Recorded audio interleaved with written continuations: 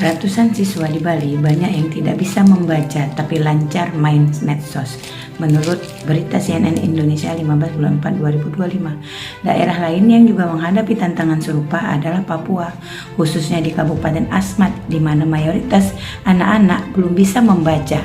Penyebab masalah literasi rendah ini disebabkan oleh berbagai faktor, antara lain keterbatasan akses pendidikan, beberapa daerah sulit dijangkau, sehingga akses ke pendidikan formal menjadi terbatas, kualitas pendidikan yang kurang, kurikulum yang tidak sesuai, metode pengajaran yang kurang efektif, dan ketersediaan guru yang tidak memadai juga menjadi masalah.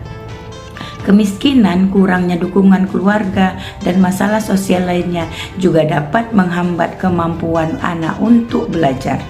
Beberapa daerah memiliki bahasa lokal yang berbeda dengan bahasa pengantar di sekolah, sehingga anak-anak kesulitan untuk menyesuaikan diri. Lagi-lagi, sistem kapitalis sekuler akar masalah dari bobroknya pendidikan di Indonesia sekarang ini. Peran pemerintah sangat minim, bahkan bisa dikatakan abai dan tidak peduli terhadap pendidikan di Indonesia.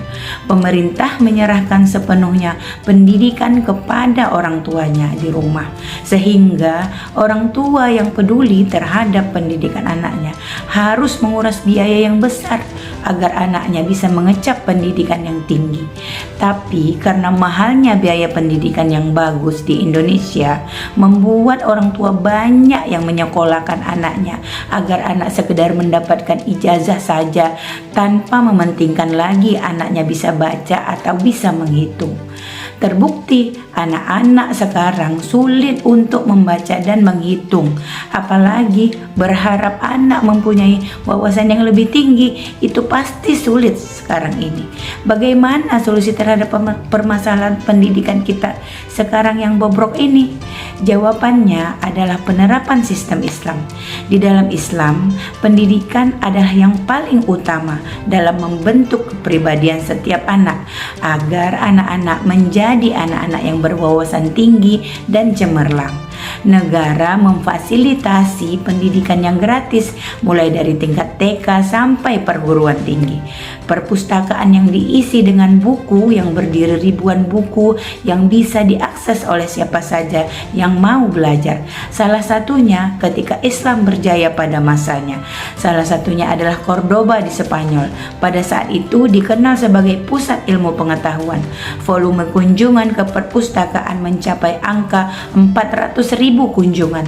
Sementara volume pengunjung perpustakaan besar di Eropa lainnya jarang mencapai angka 1.000. Banyak mahasiswa dari berbagai negara, termasuk mahasiswa Kristen dari Eropa, menuntut ilmu di universitas itu.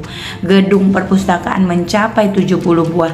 Anak-anak miskin dan terlantar bisa bersekolah secara gratis di 80 sekolah yang disediakan pemerintah.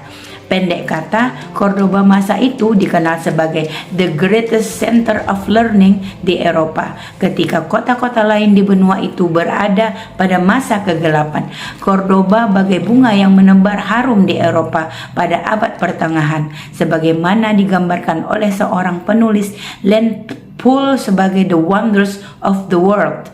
Cordoba menjadi kota termegah pada masanya.